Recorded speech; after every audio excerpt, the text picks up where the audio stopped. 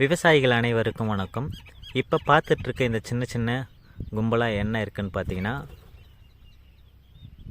ஆடிப்பட்டத்தில் இந்த மானாவாரி விளைநிலங்களில் விதைத்த மணிலா செடி, அதாவது வேர்க்கடலுடைய அதனுடைய கொடிகள்லாம் மாடு சாப்பிட முடியாத நிலையில் மழை பெஞ்சிட்டே இருந்ததுனால மக்கிடுச்சு.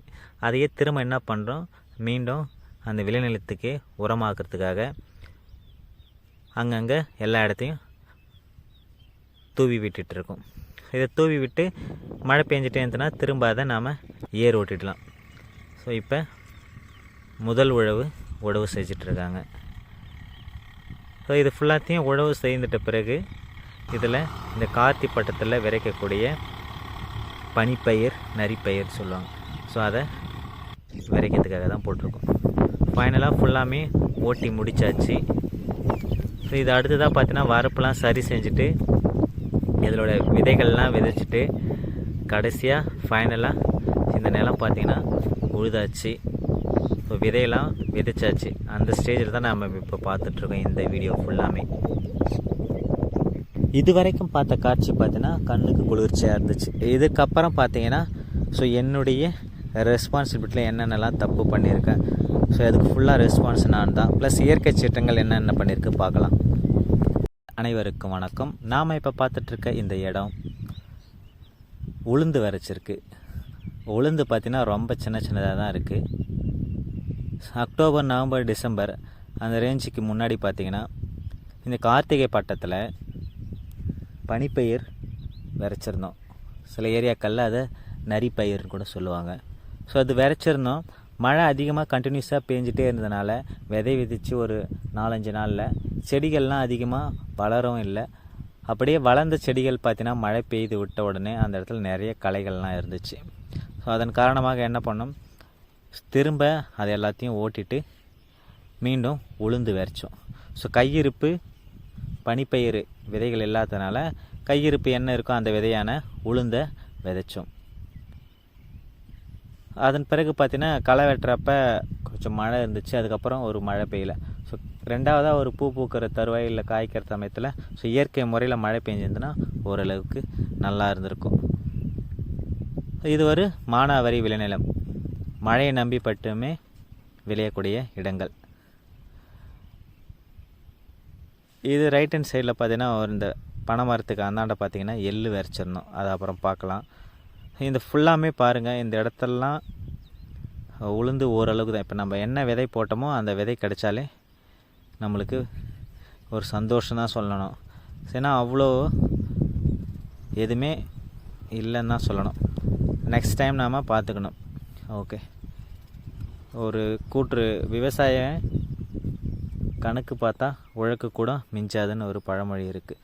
ஆனால் அது பழமொழிலாம் காலத்துக்கு ஏற்ற மாதிரி நம்ம இப்போ மாற்றிக்கிட்டே இருக்கணும். கண்டிப்பாக நம்மளுக்கு ஏதோ ஒன்று கிடைச்சாதான் நாம் நெக்ஸ்ட்டு என்ன பண்ணலாம்னு சொல்லிட்டு நம்மளுக்கு ஒரு ஐடியா கிடைக்கும். சரி, இந்த விளைநிலங்களில் இனி தண்ணீர் கிடைச்சா மட்டும்தான் பயிர் வச்சா நம்மளுக்கு ஓரளவுக்கு ஸோ வருமானம் வரக்கூடியதாக இருக்கும். அட்லீஸ்ட் நம்ம முதல்ல வச்சதுனாச்சும் நாம் எடுக்க முடியும். இந்த உழவுறது மற்ற அதனுடைய பராமரிப்புகள் செலவுன்னு நிறைய இருக்குது. ஸோ இந்த இடத்துல பார்த்திங்கன்னா இந்த பனைமரம் ஃபஸ்ட்டு சொல்லியிருந்ததை தாண்டி பார்த்திங்கன்னா இதே இந்த நரிப்பயிர் போட்ட இடம், அதாவது பனிப்பயிர் போட்ட அதே சமயத்தில் வீட்டுக்கு மட்டும் எள்ளு போட்டிருந்தோம். அந்த எள்ளு மழையெல்லாம் தாங்கி அது இருந்துச்சு. அதை களையை மட்டும் எடுத்துகிட்டு அப்படியே விட்டாச்சு. ஸோ இந்த நாட்டு ரகமான எள்ளு பார்த்திங்கன்னா இந்த மழையை தாங்கி, அதாவது என்ன சொல்கிறதுனா, நாட்டு ரகங்கள் இயற்கை சீற்றங்கள் என்ன இருந்தாலும் அதை தாங்கி நிற்கக்கூடிய சக்தி இருக்குன்ட்டு ஸோ என்னுடைய அனுபவத்தில் இதை நான் உணர்ந்துட்டேன்.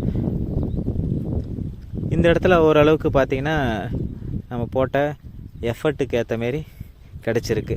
அதை நாம் ஆயில் பண்ணி நம்ம வீட்டு தேவைக்கு பயன்படுத்திட்டு மற்றவங்களுக்கும் கொடுக்கலாம்.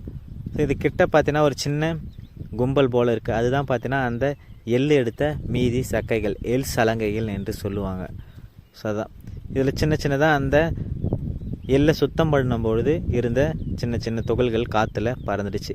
இந்த விளைநிலத்திலே பார்த்தீங்கன்னா ஒரு சின்ன தார்பாய் போட்டு அதிலே பார்த்தீங்கன்னா அறுத்த ஒரு 7 நாள் அந்த ரேஞ்சில் பழுக்கிற அளவுக்கு அதை மூடி வச்சுட்டு அதன் பிறகு வெயிலில் உலர்த்தி ஒரு 2-3 நாளில் பார்த்திங்கன்னா அது உள்ளே இருக்கிற எள்ளுலாம் கீழே கொட்டிக்கும். கொஞ்சம் இதில் வேலை ரொம்ப கம்மின்னு தான் சொல்லணும். ஸோ நம்ம இப்போ பார்க்குற அந்த எல் சலங்கை தான். இது எதுக்கு சலங்கைன்னு சொல்கிறாங்கன்னா, நம்ம சலங்கையில் பார்த்தீங்கன்னா காலில் கட்டியிருக்கிற சலங்கையில் சின்ன சின்ன மணிகள்லாம் இருக்கும், அது சவுண்டு வரும். அதுபோல் இந்த எள்ளில் சின்னதாக ஒன்று எடுத்துகிட்டு நீங்கள் அதில் காஞ்சிருக்கிற எள்ளு பார்த்தீங்கன்னா லைட்டாக ஷேக் பண்ணிங்கன்னா அது பார்த்தீங்கன்னா அந்த சவுண்டு வரும். சலங்கையிலேருந்து எப்படி சவுண்டு வருமோ அதுபோல் சின்ன நுண்ணியதாக சவுண்டு வரும். அதன் காரணமாக தான் எல் சலங்கைன்னு சொல்லிட்டு அதுக்கு பேர் வச்சுருப்பாங்கன்னு நினைக்கிறேன். என்னுடைய கெஸ்ஸில் இது அப்படி தான் இருக்கும். இது தூற்றும் போது அந்த சின்ன சின்ன எல் சலங்கையில் ஒவ்வொரு காய்கள்லாம் பார்த்தீங்கன்னா 2வது டைம் பார்த்தீங்கன்னா ஒரு டைம் அலசிட்டு திரும்ப காய வச்சு ஒரு 2 டேஸ்க்கு அப்புறம் திரும்ப அதை அலசும். அதில் நிறைய காய்கள்லாம் இருந்துச்சு, அந்த தண்டுலேருந்து கீழே வந்தது அந்த ஃபஸ்ட்டு பார்த்தது. இதை நாம் எதுக்கு பயன்படுத்தலாம்னா, நெல் அவிக்கும் போது பார்த்திங்கன்னா பாயில் பண்ணும்போது ஸோ அதுக்கு நெருப்பூட்டியாக நாம் இதை பயன்படுத்திக்கலாம். இப்போ சின்ன சின்னதாக இந்த கும்பலாக இருக்கிறது எதுன்னு பார்த்தீங்கன்னா, அந்த பெஞ்சால் புயலுக்கு அப்புறம் விதைச்ச உளுந்து இருக்க பிடுங்கிட்டு இருக்கோம் அதை. ஸோ அறுவடை பண்ணுறோம்.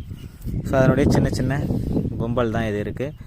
இது வெயிலே காய வச்சோன்னா ஒரு நாள்லேயே காயிற வெயிலுக்கு பார்த்தீங்கன்னா மறுநாளே காஞ்சிடுது, அடிச்சிடலாம். ஸோ இது பிடுங்கி போட்டு காலையில் பார்த்தது பச்சையாக இருக்குது. சாயந்தரம் வந்து பார்த்தோன்னா ஃபுல்லாக காஞ்ச ரேஞ்சில் இருக்கும். ஸோ உளுந்து இது தான் ஒரு செடிக்கு ஏன்னா ஒரு 10 காய்கள் பெருசு பெருசாக இருக்குது. அடுத்த டைம் பார்த்திங்கன்னா இப்படிலாம் பண்ணக்கூடாதுன்றதுக்கு இது ஒரு உதாரணம், அனுபவம் தான் சொல்லணும். ஓகே, அடுத்த ஒரு வீடியோவில் சந்திப்போம்.